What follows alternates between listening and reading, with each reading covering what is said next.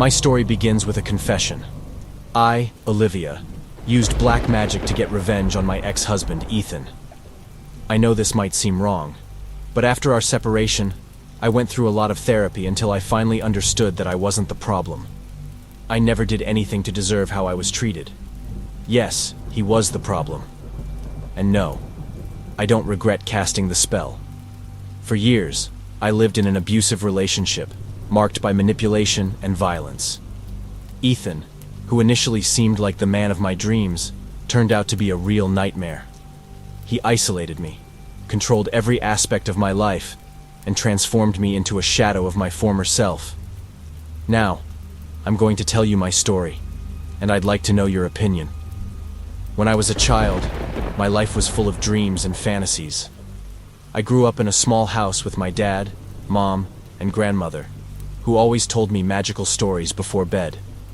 Back then, my grandmother was my best friend and confidant. She was a wise woman with gray hair and eyes that seemed to see beyond the present. Her voice was calm and comforting, and her stories always had a touch of magic. One of her favorite stories was about a brave and gentle prince who rescued a princess from a dark castle. I listened attentively, imagining myself as the princess, being saved by someone who loved me unconditionally. I used to lie on the grass in the garden, looking at the clouds, imagining what my future would be like. I dreamed of the day I would find a wonderful man, someone who would care for me with love and respect. In my fantasies, he would protect me from all the evils of the world, and together we would live happily ever after in a house surrounded by flower gardens, like the one from my childhood. These dreams accompanied me as I grew up. I firmly believed that one day I would find my Prince Charming. My grandmother always said I deserved someone who would treat me like a queen, who would value my essence and take care of my heart with tenderness. Today, looking back, I see how naive I was, how the dreams of my childhood were distorted by reality. But in that enchanted garden, under my grandmother's protective gaze, I believed I deserved to be truly loved. And it's that belief that somehow survived the darkness, giving me strength to fight for a future where I could finally be free and happy. Then, I met Ethan when I was still young and naive, believing in promises of eternal love and happiness. I was in college, full of dreams and plans for the future, when he entered my life like a hurricane. Ethan had an irresistible charm, the kind that makes anyone feel special. He knew exactly what to say and when to say it, as if he could read my thoughts and understand my deepest needs. At first, our relationship was a fairy tale. He enveloped me with sweet words and affectionate gestures, creating an illusion of security and affection. I remember our first date. He took me to a charming little bistro downtown. The atmosphere was magical, with soft lights and music in the background. We talked for hours, and every word of his seemed like music to my ears. He looked into my eyes in a way that made my heart race, and that night, I felt I had found the right person. Ethan quickly won over my family too. My parents adored him, thinking he was the best. My mom always commented on how polite and attentive he was, and my dad liked to discuss business and football with him. Even my grandmother, who had a sixth sense for people, seemed to approve. She said he had a sparkle in his eyes, a passion for life that was contagious. I felt proud to have him by my side, and my family seemed happier than ever to see me so content. Our wedding was a breathtaking event. We held the ceremony in a beautiful chapel in the countryside, surrounded by family and friends. The day was sunny, and the flowers decorating the altar exuded a sweet fragrance. I remember walking down the aisle to the sound of soft music, with Ethan waiting for me at the altar with a smile that lit up his face. His vows were touching, promising eternal love, care, and respect. I believed every word, feeling like the luckiest woman in the world. Our honeymoon was very memorable. We stayed at a luxurious resort overlooking the sea. We spent our days exploring the island, diving in crystal clear waters, and hiking in the forest. The nights were equally pleasant, with candlelit dinners and long conversations under the starry sky. Ethan talked about our plans for the future, promising that we would have children and build a united and happy family. He said he wanted a big house, full of laughter and love, where our children would grow up surrounded by affection and security. I was completely wrapped up in this vision of a perfect future. I believed that Ethan was the man of my dreams, who would do anything to see me happy. Each day, I fell more in love with him, convinced that our life would be an eternal love story, full of happy moments and achievements. But reality began to reveal itself slowly. Small cracks appeared in our apparent happiness, and the first signs of Ethan's possessiveness began to show. Subtle comments and disguised criticisms began to undermine my confidence. He questioned my decisions, suggesting that I wasn't capable of making correct choices without his guidance. At first, I didn't realize the seriousness of these behaviors, believing they were just genuine concerns of a loving husband. It all started almost imperceptibly. In one of our first arguments, Ethan made a comment about my choice of outfit for a dinner with friends. "Do you really think that dress is appropriate?" he asked, with a smile that seemed innocent. "I think you'd look better in something more sophisticated." I didn't see any malice in his words, and, wanting to please him, I changed clothes. This was just the beginning. Soon, he began to question my friendships. "I don't like the way Sarah talks to you," he said once. "She doesn't seem to respect you. You deserve better friends." At first, I believed he was just concerned about my well-being, but later I realized his words were a way to isolate me.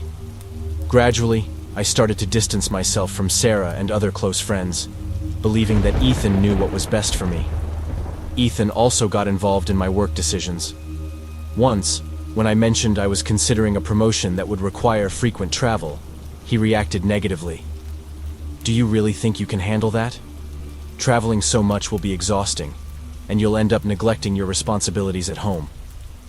I ended up turning down the promotion, convinced that he was right, and that my place was by his side. His comments about my appearance also became frequent and incisive. "You should take better care of yourself," he would say, while pointing out small imperfections I had never noticed before. Maybe a little more makeup or a different diet would help. Over time, I began to doubt my own beauty and self-esteem, always trying to conform to what he thought was acceptable. The criticisms extended even to my hobbies and interests. Ethan often scoffed at the books I read or the movies I liked. "Why do you waste time with these silly stories?" he would ask. "You should read something more serious, something that really adds to your life." I started to feel ashamed of my tastes and preferences, abandoning things that once brought me joy. Emotional manipulation was also constant. He frequently said I was lucky to have him, implying that no one else would love me or accept me as he did.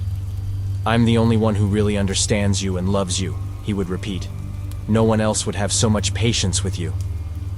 These words, spoken in a tone of affection, hid a cruel message. I was insufficient and undesirable to anyone else. As these behaviors intensified, my confidence gradually eroded.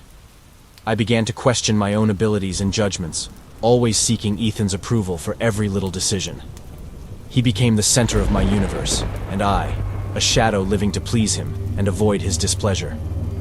However, the warning signs continued to be ignored. I was trapped in an emotional trap, convinced that his criticisms and control were manifestations of love and care. Each subtle comment, each criticism disguised as concern, undermined a bit more of my autonomy and self-confidence, leaving me increasingly dependent on him. Over time, these small actions intensified. Ethan began to control all aspects of my life, from what I wore to who I talked to. The trips and magical moments became distant memories, overshadowed by the shadow of his manipulation and cruelty. He isolated me from my friends and family, saying they didn't understand our relationship and only wanted to separate us. That caring and attentive man I had met seemed to have disappeared, leaving behind a relentless tyrant. I found myself trapped in a web of abuse and fear, unable to escape. The promises of eternal love and happiness turned into threats and violence. But even in these dark moments, I clung to the memories of happy days, seeking strength to survive. As the relationship with Ethan deteriorated further, the signs of abuse became increasingly visible, even to the eyes of others. Ethan was no longer content with controlling just the small nuances of my life. He sought more and more ways to humiliate and subjugate me, often in public places where I felt even more vulnerable. I remember a particularly humiliating occasion when we were dining at an upscale restaurant. Everything seemed perfect at first, with the elegant ambiance and delicious food. However, as soon as the meal came to an end, Ethan suddenly got up from the table, claiming he had forgotten something in the car. He asked me to wait for him and left hurriedly, leaving me alone and perplexed in front of the curious glances of other diners. Minutes turned into an eternity as I sat there, embarrassed and confused, trying to disguise the shame that was beginning to infiltrate me. People around me cast looks of pity and curiosity, and I could feel the weight of their judgment upon me. Each passing second made me question where I had gone wrong and what I had done to deserve such treatment. That night he didn't return to the table, and I had to leave alone. I left there very sad, called an Uber, and went home. When I arrived, Ethan was watching a football game with two friends. I passed through the living room, and no one seemed to notice I was there, as if I didn't exist. This wasn't the only time Ethan left me embarrassed in public. He had the cruel habit of making derogatory comments about me in front of other people, always disguising his venomous words as jokes or innocent teasing. He mocked my opinions, criticized my fashion choices, and even questioned my intelligence, always with a sarcastic smile on his lips. Moreover, he began to threaten me with separation more frequently, using it as a weapon to keep me under his control. He knew that the fear of loneliness and the desire to maintain the appearance of a happy marriage left me vulnerable to his manipulations. He would say things like, "If you don't change, I don't know if I can continue with you," or "I'm tired of dealing with your insecurities and neuroses. Maybe it's better for both of us to go our separate ways." These threats loomed over me like a dark cloud, constantly reminding me that my place by his side was fragile and temporary. I felt like I was walking on a tightrope, always trying to balance my actions to avoid a terrible and lonely fate. The idea of losing Ethan was terrifying to me, even though he was the very reason for my suffering. Thus, I found myself trapped in a vicious cycle of public humiliation, veiled threats, and emotional manipulation. Each day became a battle to maintain my sanity and self-esteem intact, while Ethan continued to parade his control over me like a cruel tyrant. The end of my relationship with Ethan was like a perfect storm, where all the accumulated tensions and resentments finally reached their peak, leaving us devastated and shattered. I was on the verge of an emotional collapse, consumed by the crushing weight of my own inadequacy and the growing terror of being abandoned by the one I still believed to be the love of my life. Anxiety attacks became a constant part of my life, increasingly frequent and debilitating as I struggled to maintain a facade of normalcy in front of the world. Ethan would look at me with a mixture of disdain and irritation, as if my anguish were an annoyance he could barely tolerate. "You need to control yourself," he would tell me coldly, as if it were that simple. But it was anything but simple. Every time I tried to express my concerns or ask for help, he cut me off with his sharp words, rejecting my emotions as if they were irrelevant and irritating. "Stop being so dramatic," he would say, as I dissolved into tears before him. "You're so annoying when you're like this." I felt like a prisoner in my own home, trapped in a relationship that sucked away my happiness and my sanity. I constantly wondered what was wrong with me, why I wasn't good enough to deserve his love and respect. The idea of losing him was like a knife to the heart, but the idea of continuing to live that way was even more unbearable. Then came the devastating confession that would define the end of our relationship. Sitting at the kitchen table, Ethan looked at me with a cold and distant expression, as if he was about to talk about something trivial, like the weather. "We need to talk," he began, and my heart sank in my chest. He then confessed, without beating around the bush or showing any remorse, that he had met someone else. Megan, an ex of an acquaintance who had drifted away years ago. He told me about how they had reconnected by chance, how she was beautiful and interesting, how she made him feel alive again. Each of his words was like a punch to the stomach, leaving me breathless and stunned. I remember screaming, crying, begging him to reconsider, but he remained impassive, as if he had already made his decision. "I can't keep living this way," he said, as if it were the most natural thing in the world. "I deserve to be happy, Olivia. And with you, I simply am not."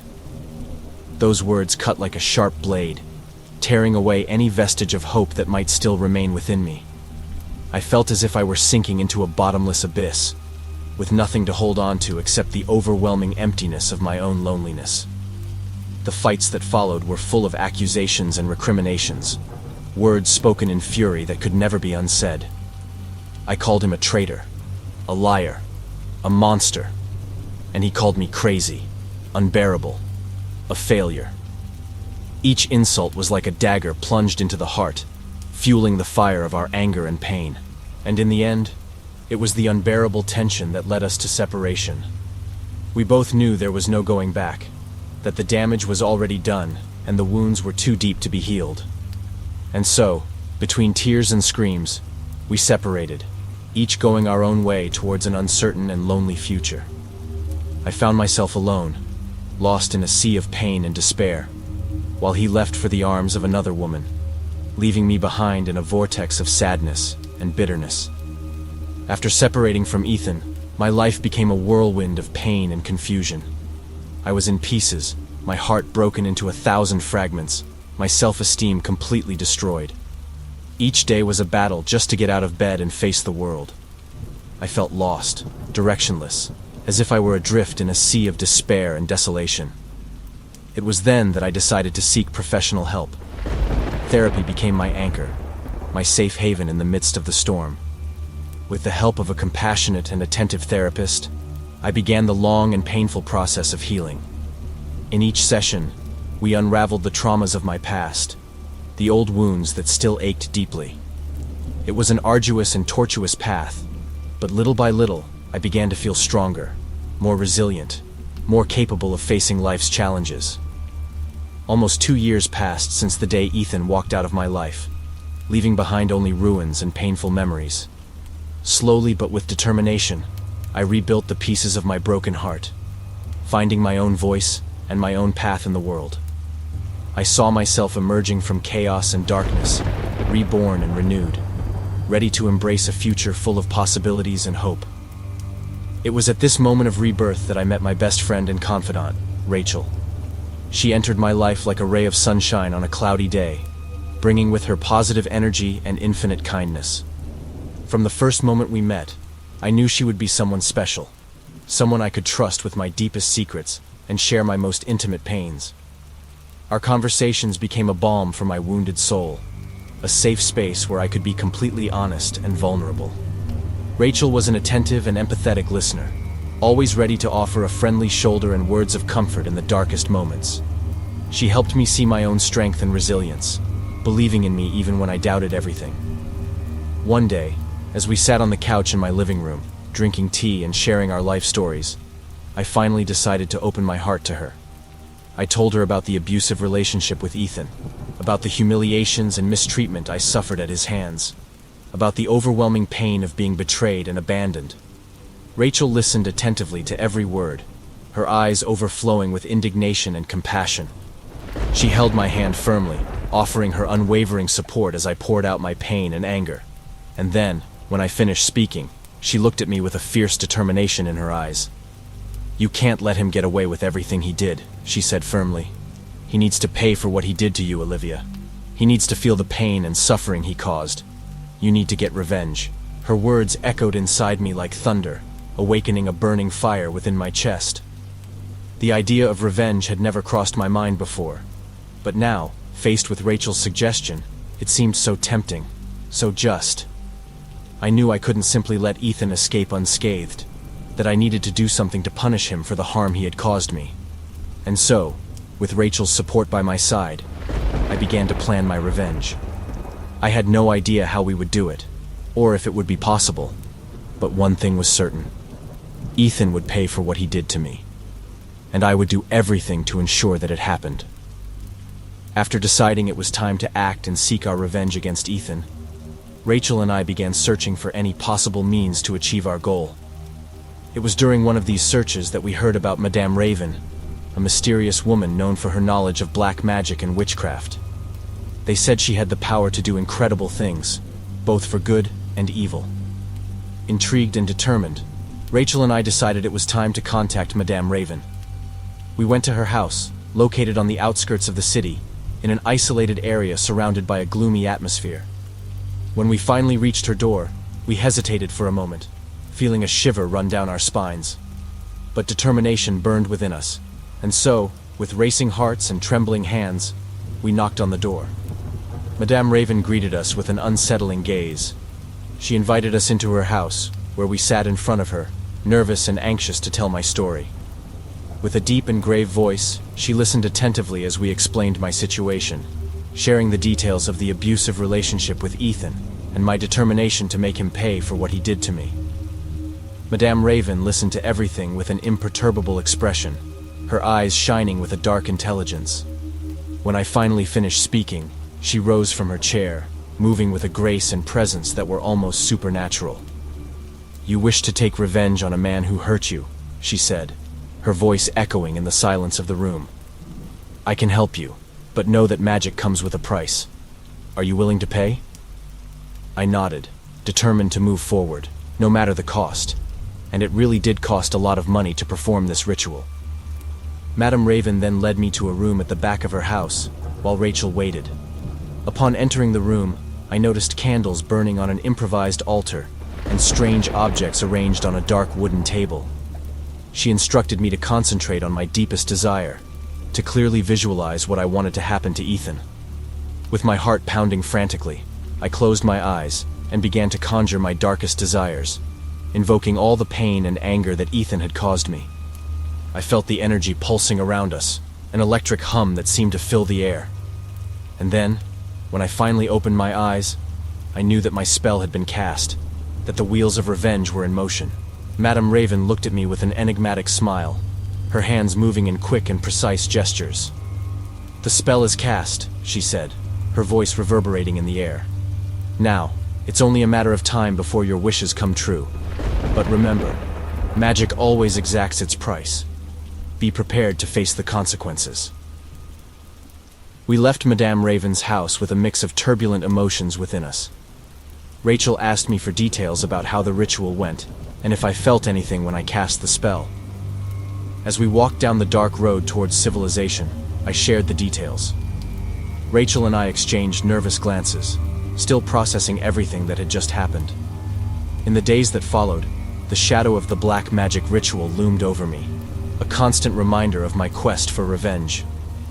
I found myself consumed by dark thoughts and anxiety, wondering if I had done the right thing. Then, weeks passed, and life seemingly continued its normal course. I tried to return to my daily routine, but the shadow of the past still hung over me, a dark cloud that didn't easily dissipate.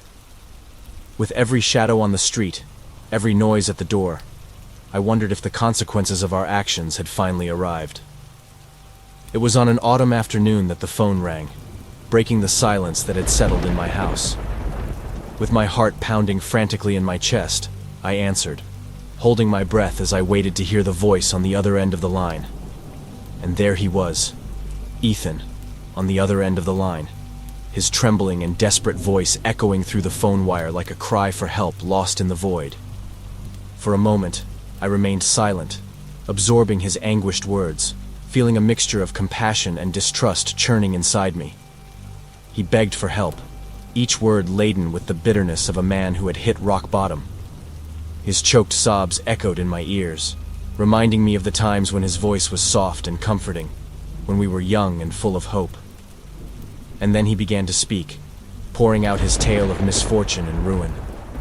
He told me how Megan, the woman he had left me for, had turned against him, like a specter from the past resurfacing to exact its revenge. She had manipulated him, betrayed him, and finally left him at the mercy of cruel fate, taking everything he owned and leaving him on the brink of ruin. He was even homeless, living at a friend's house. He wanted my help, he wanted money, and he wanted to know where I was living so he could come see me. I didn't want to give away my location, so he asked to meet me to talk. Ethan was finished. I could feel in his voice that he was not well at all. I dare say I had never seen him so dejected. As I listened to him pour his heart out, his voice brought back memories of a not-so-distant past when he would berate me for nothing, just to make himself feel better. After hearing all his laments about having lost everything and having no one to turn to, I heard him say that he still loved me and regretted everything he had done, the way he had treated me, and for having left me to live with another woman. He begged to meet me somewhere to talk and show me how he had changed. I listened to everything silently and then told him to meet me at the mall in the north part of town and wait for me, that I would show up around set PM. It's been 3 days, and I never went to meet him. I changed my phone number and then went to the police station and filed for a restraining order against him.